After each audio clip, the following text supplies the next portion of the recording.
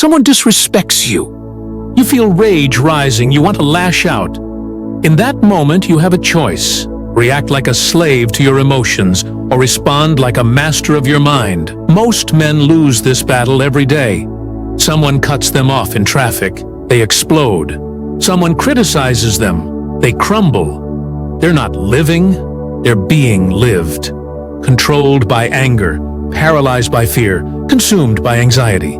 But there's a different way. The way Marcus Aurelius used to rule an empire while facing betrayal, war, and plague. A way that transforms emotions from your master into your tool. Your emotions are not the problem. Your lack of control over them is. And when you master these 4 laws, nothing can shake you. This is the final piece. The ultimate mastery. This is chapter 3, the final chapter of the Iron Chapters Foundation Trilogy. You've mastered your energy. You've mastered your mourning. Now master your emotions and become truly unbreakable. Subscribe, because this is where you complete the transformation. Let's begin. Law 1. Observe, don't react. Most men react automatically.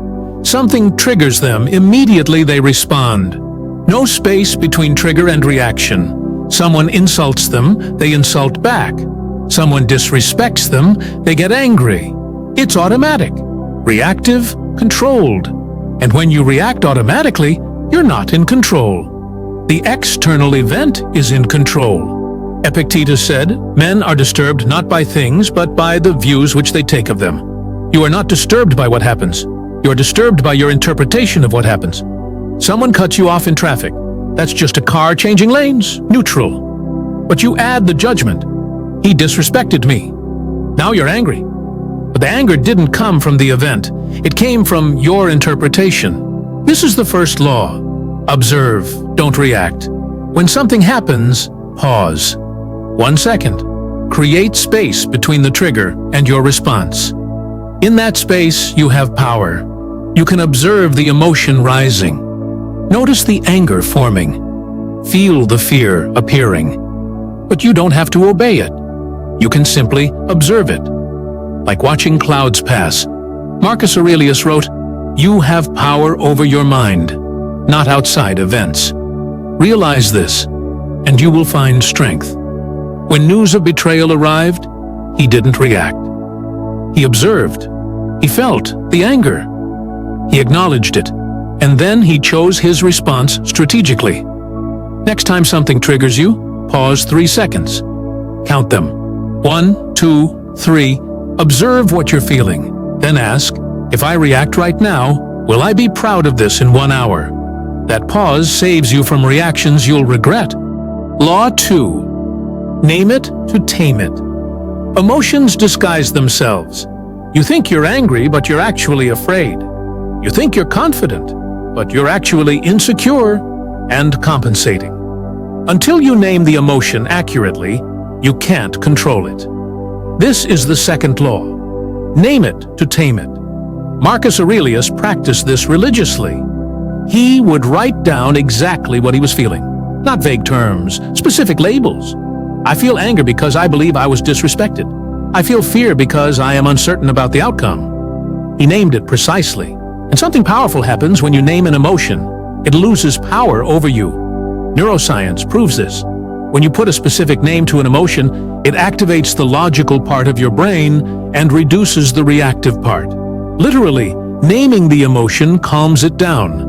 Next time you feel overwhelmed, say out loud or write down, I am feeling blank because blank. I am feeling anger because someone questioned my competence. The moment you name it, you separate yourself from it. You're no longer the emotion. You're the observer of the emotion. Observers have power. Seneca wrote, "We suffer more often in imagination than in reality." Most of your emotional suffering comes from unnamed feelings. When you name it precisely, it shrinks. It becomes manageable. That's power. Law 3. Choose your response. You've paused. You've named the emotion. Now comes the most important part. Now you choose. This is the third law. Choose your response, not your reaction. There's a massive difference. A reaction is automatic. Someone punches you, you punch back. That's a reaction. A response is conscious. Someone punches you, you assess the situation. What's the strategic move here? Then you act. That's a response. Seneca said, "Anger is a temporary madness. When you're angry, you're not yourself. You say things you don't mean. You destroy relationships, all because you couldn't choose your response." Weak men react. They defend. They attack. All automatically. No thought. No strategy. And then they wonder why their life is chaos. But the unbreakable man always chooses. Even when the emotion is screaming at him to react, he pauses, he names it, and then he asks, what's the wise response here? What serves my long-term goals? What would Marcus Aurelius do? And then he does that, regardless of how he feels. This is freedom. Someone insults you to get a reaction. You don't give it to them. They have no power over you. Something goes wrong, and fear screams at you to quit. You acknowledge the fear and move forward anyway. The fear has no power over you. Marcus Aurelius faced constant betrayal. Any normal man would explode with rage. But Marcus chose differently. He chose wisdom over vengeance, strategy over emotion. That's why he remained unbroken. Every time you feel a strong emotion, before you act, ask yourself, is this response aligned with my principles? Will I be proud of this in 24 hours? What would the strongest version of me do here? These questions force you out of reactive mode and into response mode. They give you back your power. Law 4. Use emotions as data. Here's where most people get Stoicism wrong. They think it means you suppress emotions, become a robot. That's not Stoicism, that's suppression. And suppression doesn't work. The Stoics didn't suppress emotions, they mastered them. And mastery means understanding what emotions actually are. They're data, information, signals. This is the fourth law. Use emotions as data, not directors. Every emotion is telling you something. Fear is telling you something important is at risk. Anger is telling you a boundary was violated. Anxiety is telling you you're trying to control something you can't control. These are valuable signals, but most men ignore them or react to them instead of using them. Think of emotions like a car dashboard. The check engine light comes on. That's data. You don't ignore it. You don't panic. You investigate. You fix the problem. Your emotions are check engine lights. The unbreakable man pays attention. He doesn't ignore the signal. He doesn't panic. He investigates. He uses the data. You feel fear before a big presentation. Weak response, suppress it, perform badly. Strong response, acknowledge the fear. Realize it's because the presentation matters. Use that to prepare thoroughly. Channel the fear into focused energy. Now the fear becomes fuel. You feel anger because someone disrespected you. Weak response, explode, burn the relationship. Strong response, pause, ask why it triggered you. Realize it touched an insecurity. Address the insecurity, respond calmly. Now the anger becomes information that helps you grow. Boys are controlled by their emotions. Men use their emotions. Boys think emotions are commands. Men know emotions are data. Marcus Aurelius wrote, "The impediment to action advances action. What stands in the way becomes the way." Your difficult emotions are not obstacles, they're opportunities. Every time you feel fear, you practice courage. Every time you feel anger, you practice wisdom. The emotion is the training ground, and every time you master it, you become more unbreakable. Let's put it together. Someone disrespects you publicly.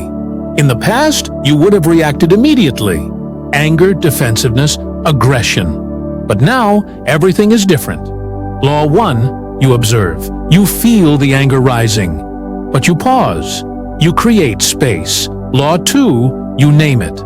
I am feeling anger because I interpret this as disrespect. You have separated yourself from it. Law 3, you choose your response. What's the wise move here? You respond strategically, not emotionally. Or you don't respond at all. Law 4, you use it as data. Why did this trigger me? What insecurity does this expose? Now you know what to work on. This is mastery. You're no longer a slave to your emotions. You're the master. Nothing controls you. Not anger, not fear, not others, not circumstances. You have taken back your power. When you embody these 4 laws, you become the man others wonder about. How is he so calm? How is he so strong?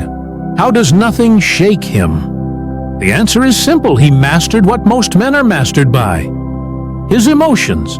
You've completed the trilogy. Chapter 1. You mastered your energy.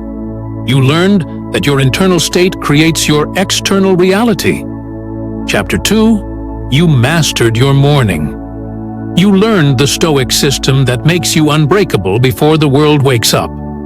And now, Chapter 3, you've mastered your emotions. You learned the 4 laws that Marcus Aurelius, Epictetus, and Seneca practiced every day to remain unshaken. And here's what happens when you put all 3 together. You wake up and control your morning. You set your frequency high. You move through your day maintaining your energy. And when emotions rise, you don't react. You observe. You name. You choose. You use. You remain unbreakable. This is the complete system: energy, morning, emotions. Master these 3, and you master your life. But knowing is not enough. You have to practice every single day. When you wake up tomorrow, implement the morning system. When you feel triggered tomorrow, apply the 4 laws. This is not theory. This is daily discipline. This is how you forge an unbreakable mind. Subscribe to the Iron Chapters. We're not done. More chapters to write. Comment below, which of the 4 laws do you need to work on most? Be honest. Self-awareness is the first step to mastery. And if you haven't watched Chapter 1 and Chapter 2, go watch them now. The trilogy is complete. Remember, you are not a victim of your emotions. You are the master of them. You are not controlled by circumstances. You control your response. You are not weak. You are being forged into something unbreakable. Master your energy. Master your mourning. Master your emotions. Become unbreakable. Until the next chapter.